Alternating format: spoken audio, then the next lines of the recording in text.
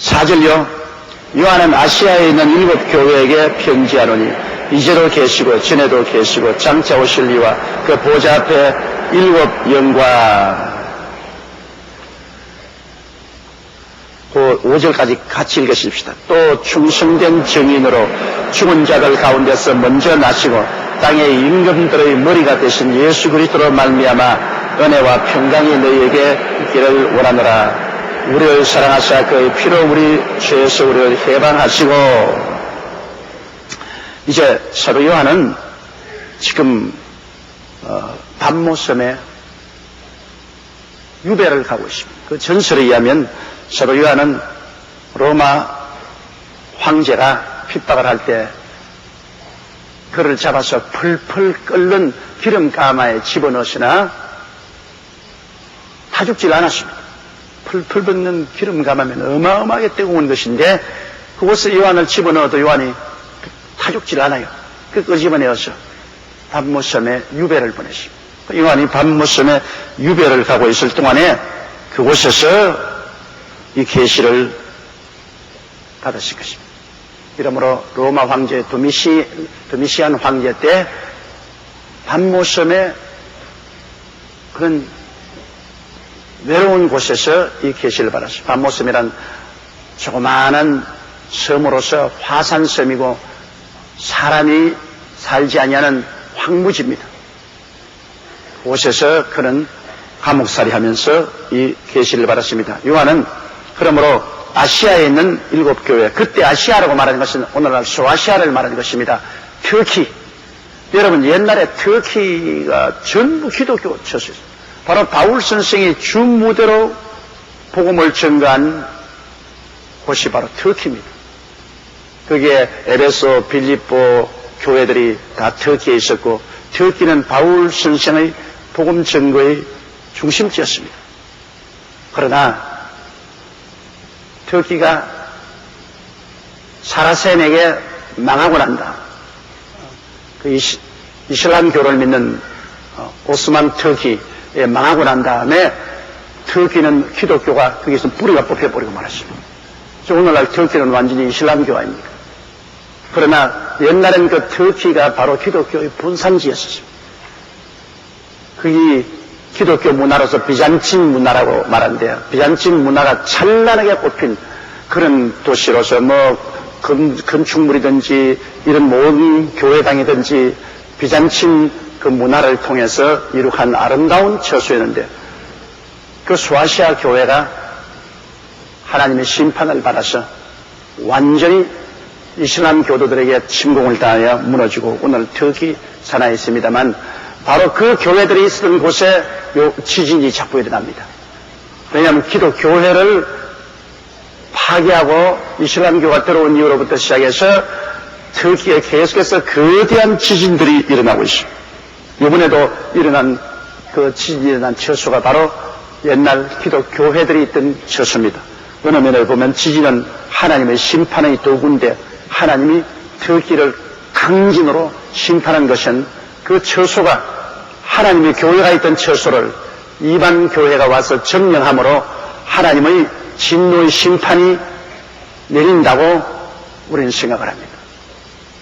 천재지변 중에 지진 같은 것은 언제나 하나님의 심판의 도구로서 사용된 사실을 알고 있습니다. 이러므로 이 소아시아에 있는 7 교회에게 편지합니다. 왜 교회가 그 당시에 로마까지 전 세계에 퍼져 있는데 구태여 소아시아의 7 교회를 택했느냐?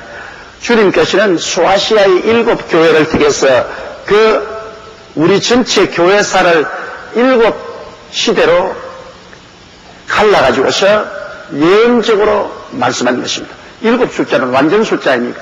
하나님은 교회가 이 땅에 설립됨으로부터 해서 마지막 공중에 들려올 갈 때까지 교회가 완전한 교회로서의 처음과 마지막을 마치는 것을 소아시아의 7 교회를 통해서 상징적으로 우리에게 말씀을 해주고 있습니다. 그냥 막연한 소아시아에는 7 교회를 주님께서 제한 것이 아닌 것은 소아시아에는 7 교회보다 더 많은 교회가 있었습니다.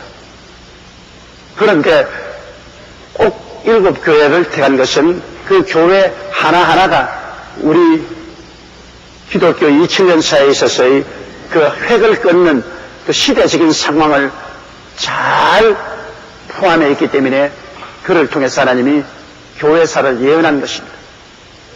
예를 들어 말하면 우리가 사는 이 시대는 마지막 교회인 라오디게아 교회 시대라고 해요. 우리 전에 있던 교회는 빌라델비아 교회 시대라고 말해요. 이와 같이 그 교회 시대를 통해서 그 당시의 교회 상황을 주님께서 예언한 것인데 앞으로 우리 공부해보면 참으로 역사적으로 정확하게 예언한 사실을 알 수가 있는 것입니다. 이제 마지막 교회는 라오디게아 시대 교회인데 라오디게아 시대 교회는 주님이 다가올 그때를 말했습니다. 차지도 아니하고 덥지도 아니하고 아주 미지근한 그 시대. 그리고 라오 평신도가 교회를 잡고서 민주주의로 교회를 이끌어 가려고 하는 그러한 시대. 하나님의 주권이 무시되는 시대. 이러한 시대에 주님이 오실 것을 예언했기 때문에 이 일곱 교회는 그런 의미에서 하나님의 뜻이 담겨 있는 것입니다. 요한은 아시아에 있는 일곱 교회 편지하노니 이제도 계시고 전에도 계시고 장차 오실 하나님은 영원하신데 그 영원한 하나님을 이렇게 시대를 구분해서 이제도 계시고 과거에도 계셨고 그리고 장차 오실 하나님이라고 말했습니다. 어떠한 분이 어거스틴이 와서 이런 질문을 했습니다. 어거스틴 선생님, 하늘과 땅과 세계와 그 가운데 모든 것을 짓기 전에 영원한 과거에는 하나님이 뭘 하고 계셨습니까? 하나님이 언제 생겼습니까? 그러니까 가만히 보시고 웃으시면 내 대답을 해줄게요. 그때는 당신같이 쓸데없는 질문하는 사람을 지옥에 보내려고 계획을 하고 계셨다. 우리가 공부하는 것은 하나님이 우리에게 계시해 준 그 상황 안에서밖에는 우리는 모릅니다.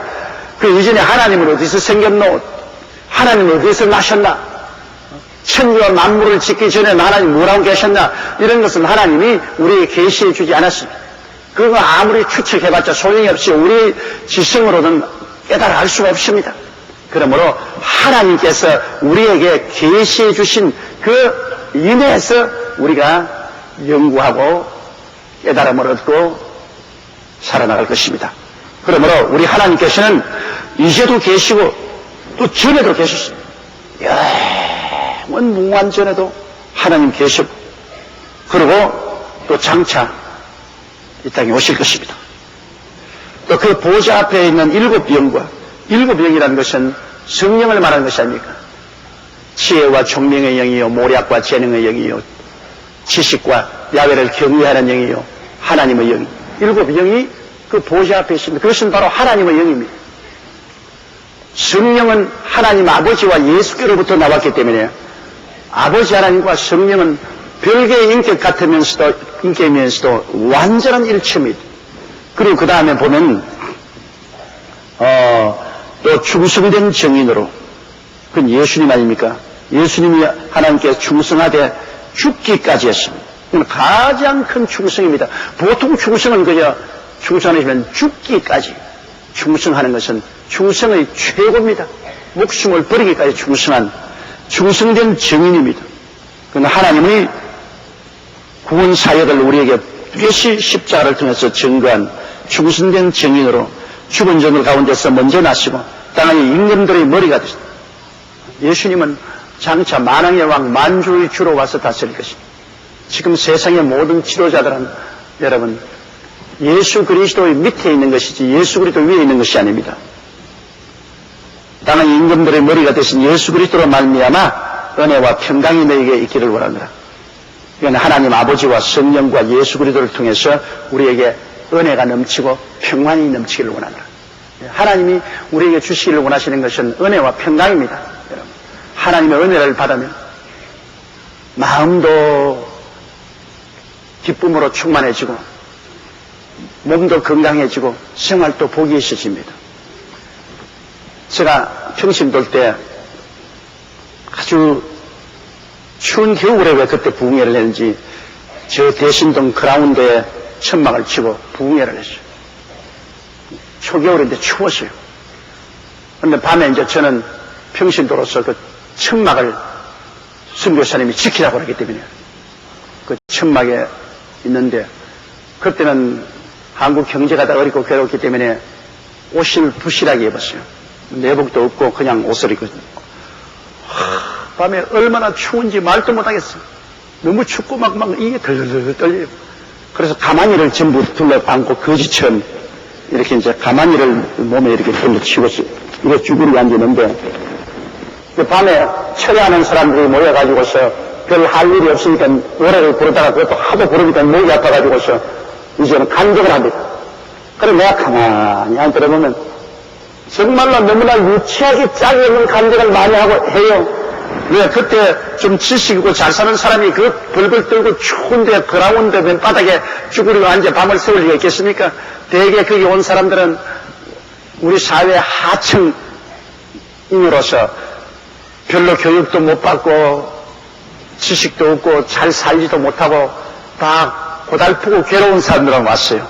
그 사람들이 와서 자기들의 은혜 받은 간증을 하는데 내가 가만히 들어보니 정말로 저렇게 엉터리 같은 사람들도 있구나 하는데, 그때 내가 화가 덜컥 하나 난 것은 한 분이 와서 하는 말이, 여러분 보이소, 나는 기도를 많이 하다가 은혜를 많이 받았는데요, 은혜를 받고 나니까 얼굴도 보들보들하고 손도 보들보들해요. 보이소, 내 손도 보들보들하고 얼굴도 보들보들해요. 난 추워 죽겠는데 말이지. 앉아가지고서 무슨 은혜를 받았는데 얼굴도 보들보들하고 손도 보들보들하지. 아유, 저런 무식쟁이들이 있기 때문에 이 세상 사람들에게 손가락질 만듭니다. 그때 내가 굉장히 밉더라고요. 무슨 말 같은 소리 해야지. 은혜라는 것은 정신적으로 영적으로 받는 거지. 무슨 은혜를 받으니까 손이 보들보들하고 얼굴도 보들보들하고. 그래서 제가 비난을 했어요. 그 다음 제가 신학교를 졸업하고 참으로 이제 목회단이 답답한 일이 많아서 철야도 하고 눈물 흘려 기도하고 산기도도 하는데, 희한하게 은혜를 받고 나니까 손이 보들보들해요. 어? 그렇게 그냥 막 손이 뻣뻣하고 막 이런 게 은혜 받고 나니까 막 손이 막 야들야들 보들보들 올 때 보들보들보들 하고 온몸이 나긋나긋 해요. 그래서 내가 회개를 했습니다. 은혜가 오니까 마음만 보들보들 나긋나긋한 것이 아니라 몸도 그냥 보들보들 나긋나긋해요. 은혜가 그런 아주 부드럽고 기쁘게 만들어요. 그 다음에 초대교회 때는 초상을 많이 쳤지 않습니까? 요사이는 장례부가 있고 또 사회적으로 장례회사에 부탁을 하면 다 입관해주고 하지만은 옛날이야 그런 거 어디 있습니까? 목사가 그저 옷도 다 갈아입히고 입관 다 하고 늘 그거 우리가 하는 일인지, 여자는 최 목사님이 하고 남자는 내가 하거든. 근데 내가 전부 이제 남자 죽은 사람 그때는 목욕을 잘 안 하기 때문에 죽어도 그냥 막 냄새가 그렇게 많이 나요. 그냥 막 그러고 막 옷에다가 막 소변을 쏘아가지고서 막 찌른 데 나고, 그걸 이제 벗기에다 전부 닦아가지고 시체를 닦아가지고서 그 다음에는 이제 염을 하고 그다음 옷을 입혀가지고서 관 속에 집어넣는데, 희한하게 구원받아 은혜 받은 사람은 나긋나긋 보들보들해요. 응? 팔려나? 그럼 팔도 그냥 근데 닦아주고 다리도 닦아주고 그 관 속에 넣을 때도 보들보들하게 들었는데 얼굴도 다 웃는 얼굴이에요. 그런데 구원을 받지 못한 사람도 할 수 없이 가족들이 구원받아 교회에 나오니까 해줘야 돼요. 그러나 가면 팔려나기로. 아니 옷을 입을 수가 있어야지. 팔이 뻣뻣해가 그럼 막 무릎을 떼고 잡아당기면 이 관절이 빡빡하고 부러집니다. 그럼 팔도 부러지고 다리도 부러뜨려야 옷이 입혀져요. 뻣뻣하고 얼토막히면 가죽하대야. 이렇게 그냥 굳어져 있어요. 온몸이 경직되어 있어요. 그래서 죽은 시체를 많이 만져보니까요, 구원받은 사람과 안 받은 사람을 분명히 알겠어요. 구원받은 사람은 하나님의 은혜가 있어서 죽어도 나긋나긋 부들부들하고, 근데 구원받은 사람은 죽어도 뻔뻔하고, 그 대개 구원받은 사람은 얼굴이 아주 환하고 웃고 있어요. 근데 구원받지 않은 사람은 눈을 쭉 뜨고 막 얼굴이 이렇게 그럼 오집에서 눈 감아.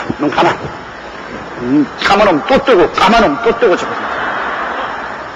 근데 구원받은 사람은 눈을 싹 이러면 깨끗하게 눈 감고 얼굴이 아주 편안해요. 그걸 보고 느끼는 것은 구원받은 사람은 몸을 빠져나갈 때 주님이 찾아오시고 천군천사에 오니까 마음에 안심을 해요. 하나님의 은혜가 와서 마음이 안심을 하니까 온몸에 긴장이 풀렸어요. 그냥 편안해. 몸을 빠져나갈 때 몸에 긴장이 없으니까 그 집이 다 편안해요. 나긋나긋해요. 그러나 구원받지 못한 사람은 죽음이 다가오니까 사탄이 나타나서 막 눈을 부라리고 지옥으로 끌고 가려고 하니까 너무 놀래고 안 가려고 니를 깨물고 온몸에 경직되었어요. 몸이 그렇게 경직될 수가 없어요. 시체를 많이 안 만져본 사람은 내 말이 무슨 말인지 모릅니다. 시체를 만져본 사람은 너무나 뚜렷해요. 그래서 은혜가 오면 몸도 부들부들해진다. 그 무식한 사람이 한 말이 참말이에요. 그 사람은 이론적으로 말한 것이 아니라 체험적으로 한 말이에요. 지금도 여러분 은혜 받고 난 다음 성령이 임하고 좋을 때 손 한 번 만져보세요. 얼마나 보들보들한지. 손이 보들보들하고 얼굴도 나긋나긋해요. 그러므로 하나님의 축복은 영적으로 오면 우리 마음도 부드럽고 몸도 부드럽고 생활을 부드럽게 만들어요. 강팍하고 완악하고 분노하고 이런 것은 하나님의 은혜가 없기 때문에 그런 것입니다. 하나님의 은혜는 우리 인간을 부드럽게 만듭니다. 영적, 심적, 육체적 모든 생활에 부드러워져요. 그래 은혜 받은 남편은 온 가정에 들어와서 화목하고 부드럽고 은혜 받은 아내는 온 가정에 들어와서 훈기를 냅니다.